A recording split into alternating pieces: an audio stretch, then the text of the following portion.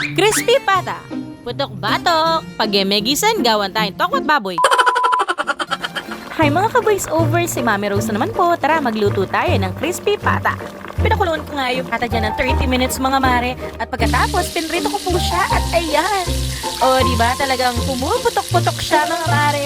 At ayan, makikita nyo nga naman po na sobrang lambot niya. Kaya, ayan o, talagang nahiwa-hiwa. At syempre, pinrito ko na rin po yung tofu o atokwa sa Tagalog. O, diba? At pagkatapos nga yan mga mare.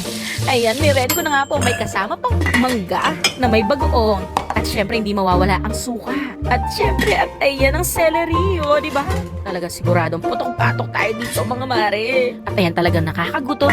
At nung hindi nga naubos mga mare, ayan, ginawa namin siyang tokwat baboy at sumangkap ako ng sauce ng tokwat baboy. Napakasarap nito mga mare, kaya talagang mabubusog ka. At ito na nga po kami ni Zakia kumakain dito. Sabay pala namin dyan yung mga biyanan ko, pero hindi po sila nakuhanan sa video, kaya dito na lang kami ni Zakia ang dalawa. O, diba?